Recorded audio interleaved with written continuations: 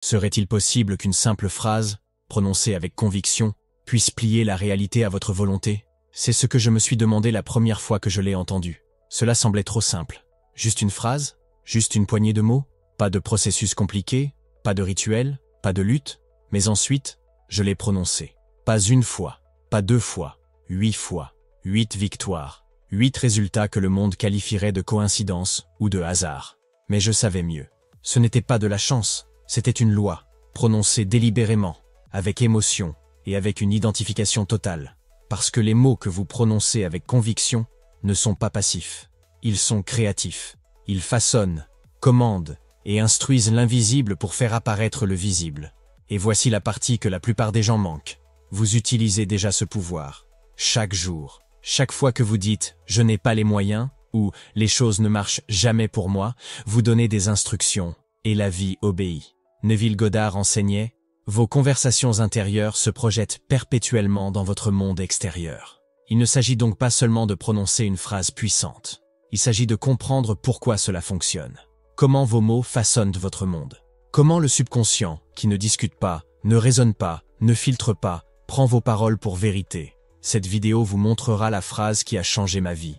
Mais plus que cela, elle vous montrera comment parler d'une manière qui aligne la pensée, le sentiment et la conviction, de sorte que la réalité n'est d'autre choix que de refléter votre croyance. Parce que la phrase n'est pas une astuce. C'est une clé. Et une fois qu'elle s'insère dans la serrure à l'intérieur de vous, les choses commencent à changer, non pas par la force, mais par une loi naturelle. Commençons par ce que sont réellement les mots, et pourquoi ils comptent plus que la plupart ne le réalisent. Les mots ne sont pas des sons vides, ce sont des graines. Et au moment où vous les prononcez, ils tombent dans le sol de votre subconscient, le terrain caché où toutes les manifestations commencent. Voici ce que la plupart des gens négligent. Le subconscient ne juge pas ce que vous plantez. Il ne décide pas si la graine est bonne ou mauvaise, vraie ou fausse. Il accepte et fait simplement pousser ce qu'il reçoit, en fonction de la répétition et de l'émotion. Dites « j'ai toujours du mal », assez souvent, et votre subconscient le rend vrai, non pas parce qu'il veut que vous souffriez, mais parce qu'il pense que c'est ce que vous voulez. Vous l'avez dit comme si c'était déjà réel. Vous l'avez déclaré. Neville a dit un jour « Le subconscient n'est pas à l'origine des idées, mais accepte comme vraies celles que l'esprit conscient ressent comme vraies, et, d'une manière qu'il est seul à connaître, objectifie les idées acceptées. » Ainsi, chaque affirmation, chaque phrase répétée, est une sorte de programmation, un ensemble d'instructions écrites dans le tissu de votre expérience.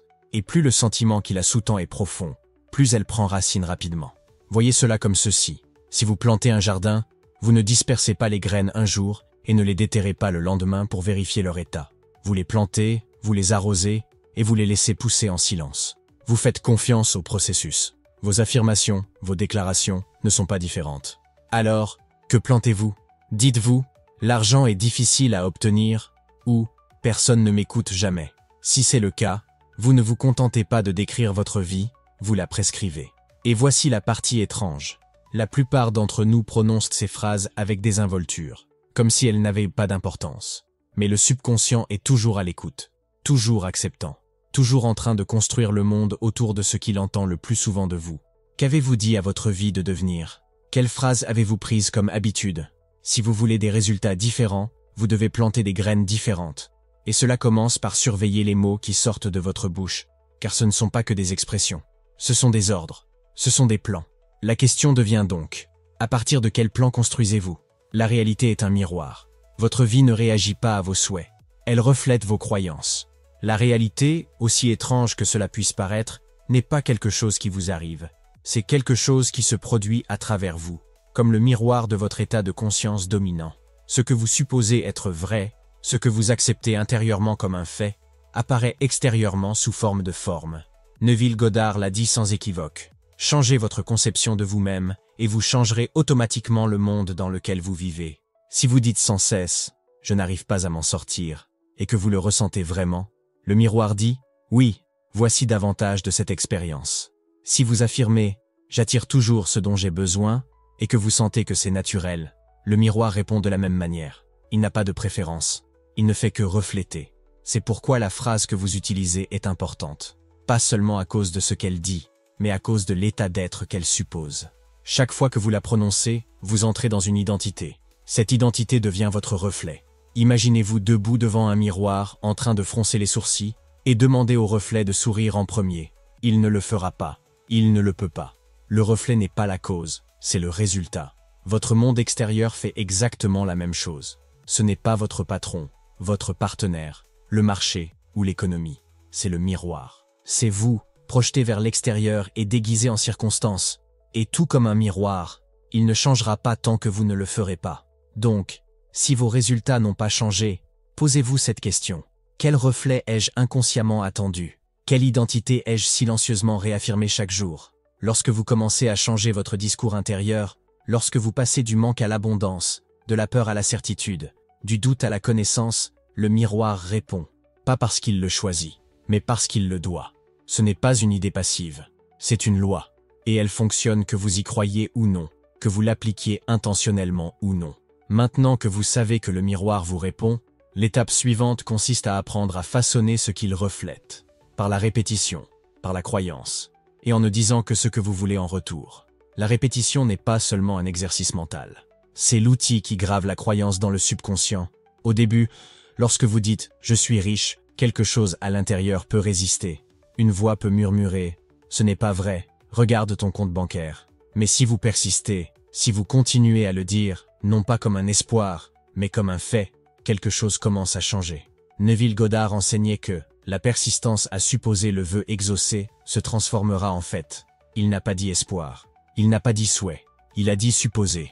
Et la clé pour que la supposition devienne naturelle est la répétition.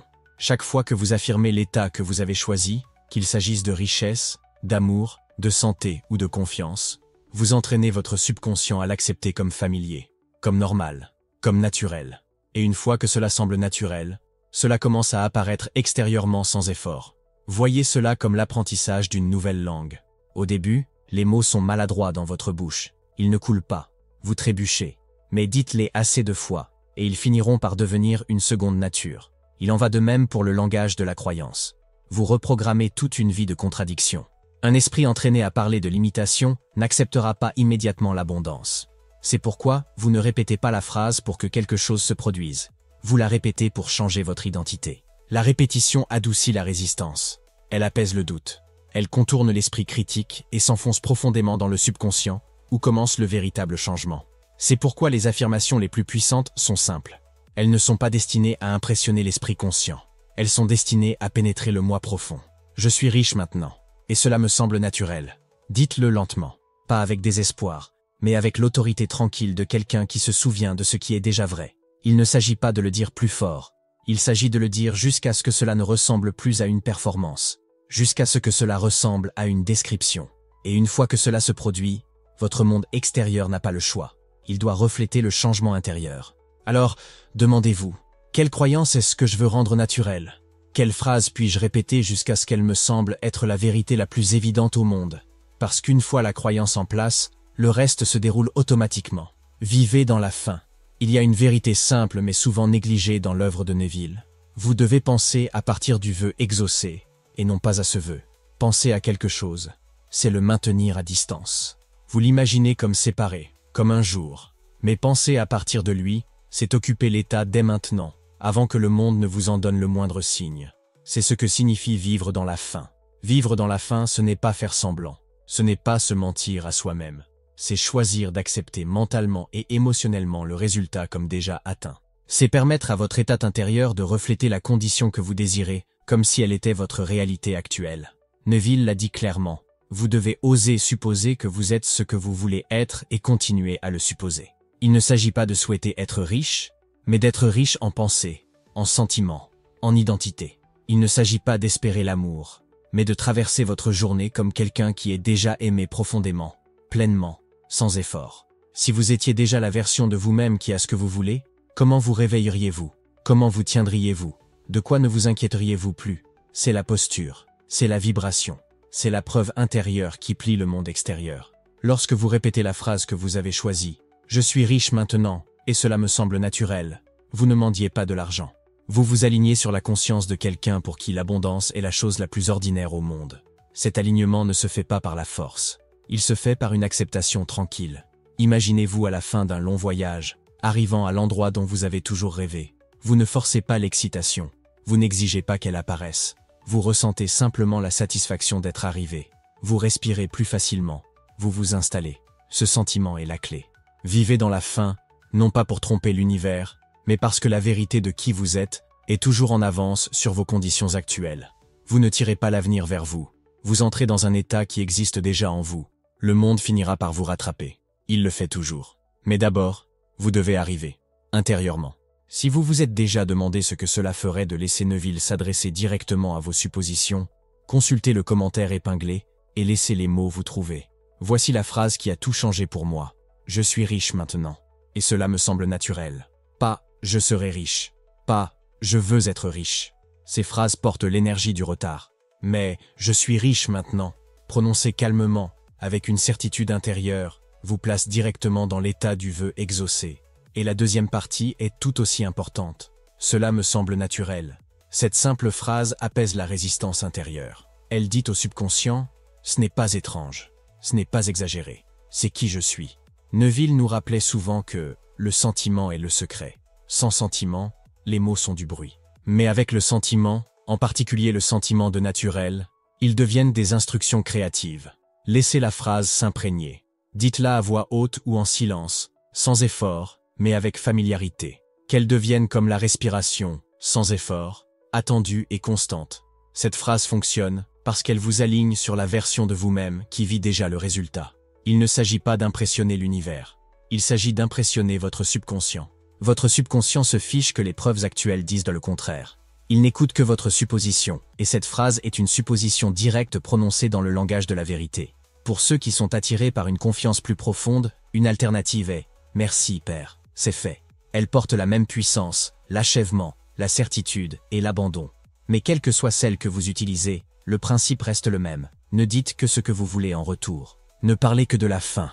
Et parlez jusqu'à ce que la phrase fasse partie de votre identité. Vous ne parlez pas pour le changement. Vous parlez à partir du changement. Et une fois que le discours intérieur est établi, le monde extérieur ne peut pas résister. Il doit se conformer. Il l'a toujours fait. Il le fera toujours. La gratitude est souvent mal comprise. Beaucoup la traitent comme quelque chose de poli, quelque chose de réservé à ce qui a déjà été reçu, un remerciement à la fin d'une transaction, un moment de reconnaissance une fois que quelque chose de désiré est arrivé. Mais dans le domaine de la conscience, la gratitude n'est pas une réflexion après coup. Ce n'est pas une réaction. C'est une cause.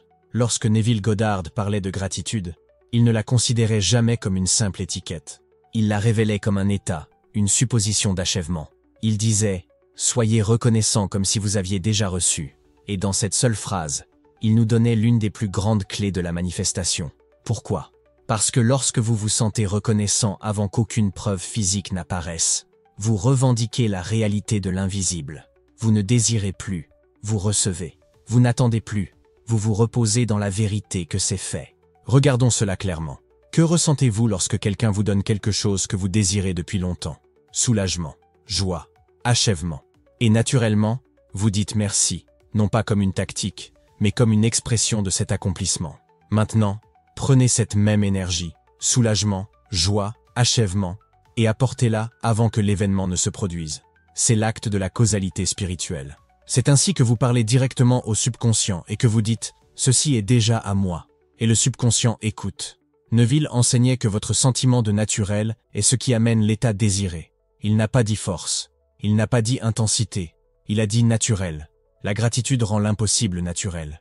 Elle vous ancre doucement dans l'expérience de déjà avoir. Et une fois que ce sentiment prend racine, la réalité doit changer pour le refléter. Voyez cela de cette façon. Un agriculteur plante une graine dans le sol et s'éloigne en toute confiance. Il ne panique pas. Il ne la déterre pas chaque jour pour voir si elle pousse. Il rend grâce pour la récolte avant de voir une seule pousse. Pourquoi? Parce qu'il comprend la nature du sol. Il sait que le processus est déjà en cours. Votre imagination est ce sol. Votre parole prononcée est la graine. Et votre gratitude, ce sentiment tranquille, confiant et paisible, est la connaissance que le résultat est assuré. La gratitude contourne la tendance de l'esprit à remettre en question. Elle apaise le doute. Elle dissout le bruit du « quand » et du « comment ». En fait, lorsque vous vous sentez vraiment reconnaissant pour quelque chose que vous ne pouvez pas encore voir, vous cessez complètement de vous interroger sur le moment. Vous cessez d'essayer de contrôler le résultat. Vous cessez d'attendre. Vous passez à l'être. Et c'est ce que la manifestation exige. Illustrons cela par un exemple simple. Imaginez deux personnes utilisant des affirmations. La première dit « Je suis riche », mais avec anxiété. Sa voix est tendue. Son corps est tendu. Elle regarde son compte bancaire 10 fois par jour, en attendant que quelque chose se produise. Elle répète les mots, mais elle n'y croit pas. Il n'y a aucun sentiment d'achèvement, seulement de l'effort. Bien sûr, voici la traduction du texte en français, France, avec quelques ajustements pour une meilleure fluidité. Le deuxième dit « Je suis riche » et enchaîne avec « Merci ». Puis, il se détend, non pas dans la passivité, mais dans la paix. Il commence à se comporter comme quelqu'un qui a confiance. Il ressent l'énergie de la gratitude, non pas comme une performance, mais comme une reconnaissance. C'est accompli. Devinez qui manifeste? Pas celui qui essaie le plus fort. Celui qui sent que c'est déjà fait. Parce que la gratitude est un signal que le souhait réalisé a déjà été accepté intérieurement. Elle envoie un message au subconscient. C'est ma réalité maintenant. Et le subconscient répond avec fidélité à cette acceptation intérieure. Vous pouvez construire ce sentiment. Vous pouvez l'entraîner. Commencez chaque matin non pas avec une liste de problèmes à résoudre, mais avec quelques instants de gratitude. Non pas pour ce qui pourrait arriver, mais pour ce qui est déjà vrai dans votre imagination. Essayez de dire « Merci pour la richesse qui est à moi maintenant. Merci pour la paix qui m'entoure. Merci pour l'amour que je ressens et que je partage. » Laissez les mots s'installer. Laissez-les vous envahir jusqu'à ce qu'ils cessent de ressembler à des souhaits et commencent à ressembler à des faits. Vous n'avez pas à forcer le sentiment. Laissez-le monter doucement. Même un petit moment de réelle gratitude, ressenti profondément, a plus de pouvoir que des heures d'affirmation mécanique. Et voici autre chose à considérer. La gratitude, lorsqu'elle devient un mode de vie, vous maintient aligné longtemps après l'arrivée de la manifestation. Parce que ce que vous recevez, vous devez rester à la hauteur. Vous devez continuer à vous sentir digne de cela, connecté à cela. La gratitude stabilise votre état. Elle vous maintient ancré dans l'hypothèse que la vie travaille toujours pour vous. C'est la différence entre ceux qui manifestent une seule chose et ceux qui vivent dans un état continu d'abondance. Les premiers courent après les résultats. Les seconds vivent dans la gratitude.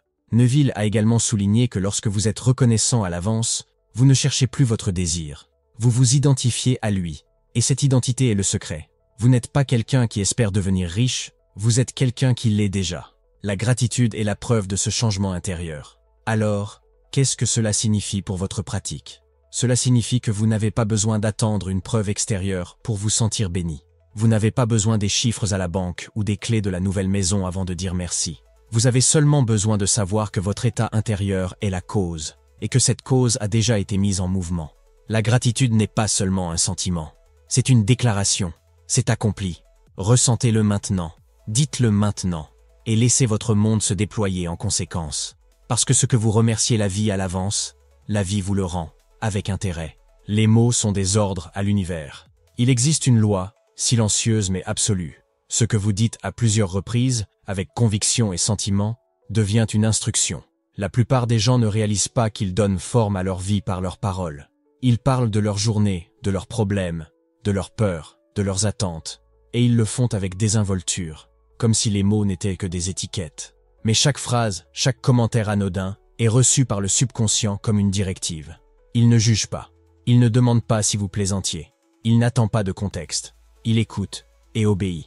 Neville a dit « L'homme est toute imagination. Dieu est l'homme et existe en nous et nous en lui. Le corps éternel de l'homme est l'imagination. Si l'imagination est Dieu et que la parole vient de l'imagination, alors vos mots ne sont pas faibles. Ils sont sacrés. Ils sont des actes créatifs. Lorsque vous dites « Je n'ai jamais de chance », vous ne décrivez pas simplement votre humeur. Vous donnez un ordre et le monde s'organisera pour exécuter cet ordre. Lorsque vous dites « Rien ne marche jamais pour moi », ce n'est pas une libération émotionnelle. C'est un décret. Et les décrets sont puissants. Maintenant, imaginez changer ce discours. Imaginez dire « Tout marche toujours pour moi », avec sincérité. Pas parce que vous essayez de faire en sorte que cela arrive, mais parce que vous avez choisi de vous aligner sur cette vérité. Cette phrase, répétée souvent et ressentie profondément, devient une nouvelle instruction. Un nouveau plan, une nouvelle hypothèse que la vie exécutera. Vos mots ne sont pas seulement des reflets de ce qui est, ils sont des causes de ce qui sera. C'est pourquoi Neville a souligné l'importance du dialogue intérieur, les conversations que vous avez avec vous-même quand personne n'écoute, parce que ce sont les plus créatives de toutes, elles sont les plus sincères, et la sincérité est le langage du subconscient. Vous n'avez pas besoin de parler fort, vous n'avez pas besoin de convaincre qui que ce soit d'autre. Vous avez seulement besoin d'écouter ce que vous vous dites et de choisir une meilleure histoire. Changez vos affirmations et vous changez votre état. Changez votre état et vous changez votre monde. L'univers répond au ton de votre voix intérieure. Parlez comme quelqu'un qui a déjà ce qu'il désire. Parlez comme quelqu'un qui ne demande plus, mais qui déclare. Parce que dans cette réalité, vos mots ne sont pas des commentaires. Ce sont des ordres. La confiance plutôt que la force. Il existe une tension subtile qui mine de nombreuses manifestations. C'est le désir de faire en sorte que cela arrive, de pousser, de lutter, de forcer les résultats à exister. Mais ce qui semble être de la détermination est souvent autre chose. C'est la peur déguisée en effort. Celui qui essaie de forcer le résultat et celui qui doute qu'il lui appartienne vraiment. Neville Goddard l'a dit sans équivoque. Vous ne persistez pas à essayer de rendre cela réel. Vous persistez dans l'hypothèse que c'est réel. C'est la différence entre la confiance et l'attention. L'une est reposante, l'autre est désespérée.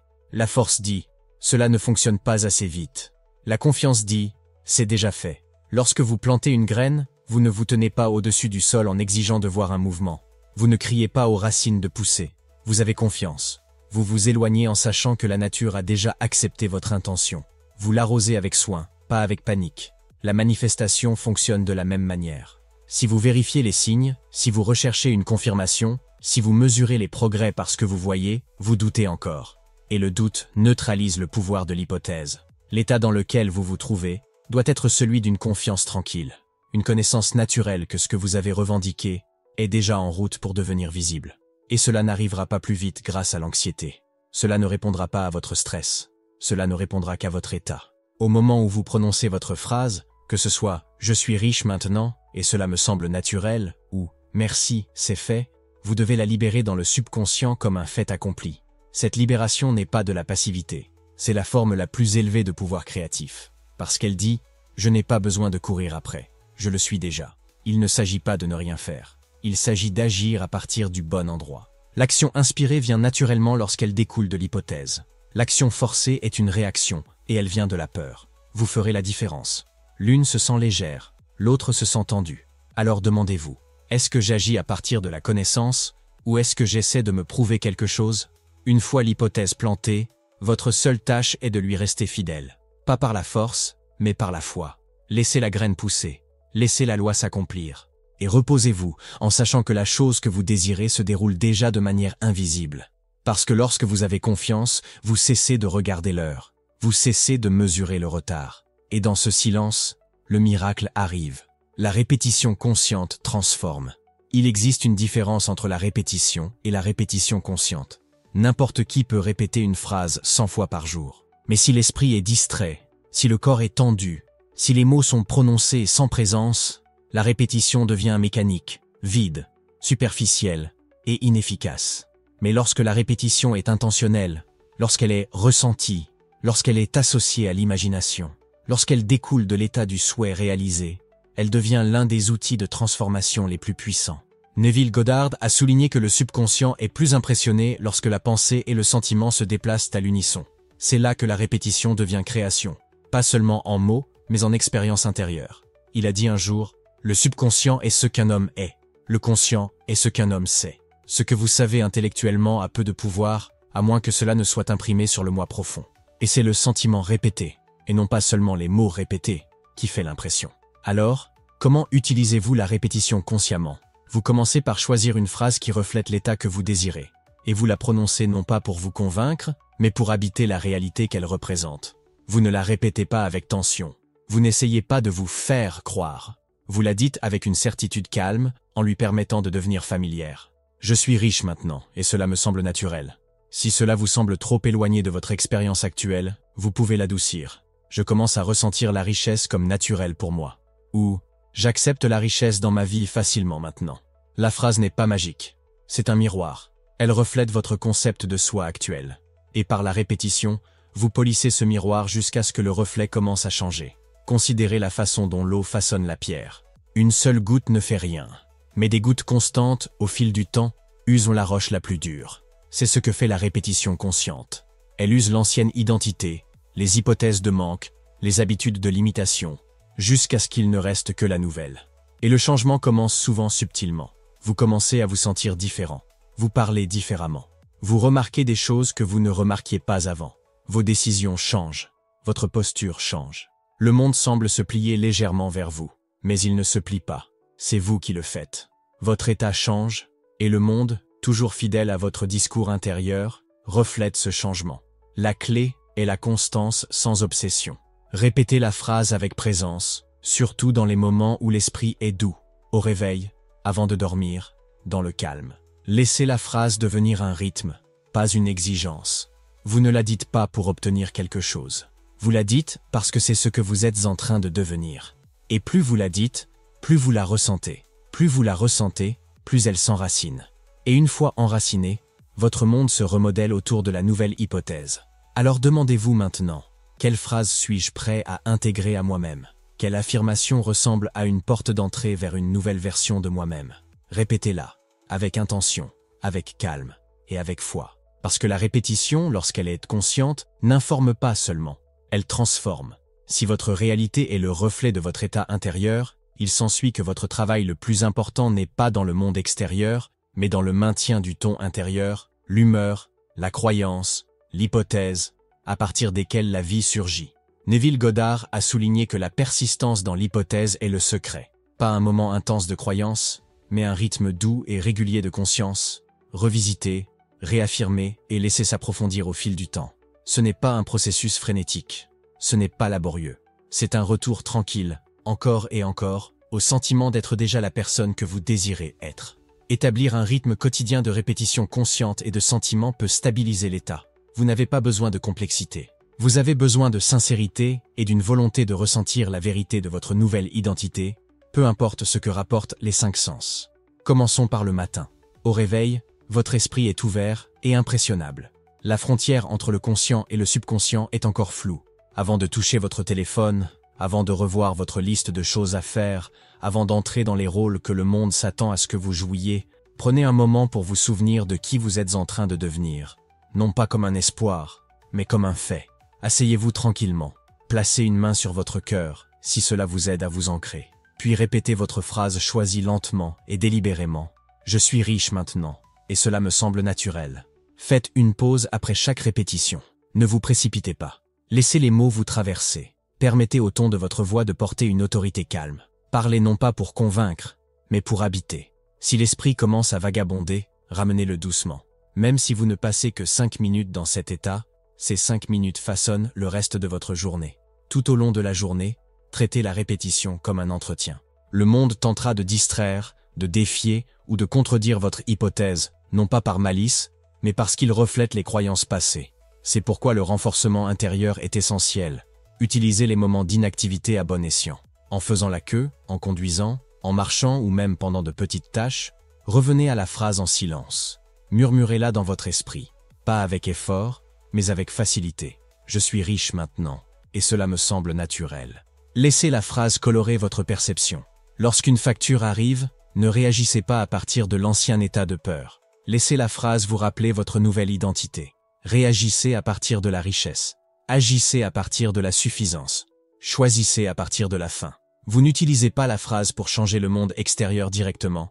Vous l'utilisez pour maintenir l'état qui finit par remodeler tout le reste. Le soir, lorsque le corps se détend et que l'esprit s'adoucit, vous revenez une fois de plus. Neville appelait ce moment, juste avant de dormir, l'état apparenté au sommeil. Un pont entre la pensée consciente et la réceptivité subconsciente. Ici, vos mots portent plus de poids. Allongez-vous tranquillement. Laissez votre respiration ralentir. Puis, dans cet espace intermédiaire, répétez la phrase. Laissez-la se mélanger à un simple acte imaginal. Une courte scène, de 10 secondes, où la phrase est vraie. Un ami vous félicitant. Un solde bancaire qui reflète l'abondance. Une expression paisible sur votre visage. Tout ce qui transmet le sentiment de « c'est fait ». Répétez jusqu'à ce que vous commenciez à dériver, non pas avec tension, mais avec satisfaction. C'est ainsi que vous construisez le rythme. Matin, établir le ton. Jour, maintenir le ton. Soir, imprimer le ton. Au fil du temps, la répétition devient incarnation. La phrase ne ressemble plus à quelque chose que vous essayez de croire. Elle devient la chose la plus naturelle au monde. Et le monde, toujours fidèle à l'ordre intérieur, s'adapte en conséquence. Tout ce que vous croyez sur la réalité pourrait être faux. Dans le commentaire épinglé, quelque chose vous attend. 400 citations puissantes, directement de Neville Goddard. Pas de superflu. Juste la vérité qui traverse le bruit. Vous vous sentez bloqué? Tournez à n'importe quelle page. Besoin de clarté? Laissez Neville parler. Prêt à changer toute votre perspective? Commencez là. Si quelque chose en vous se réveille, suivez-le. Commentaire épinglé.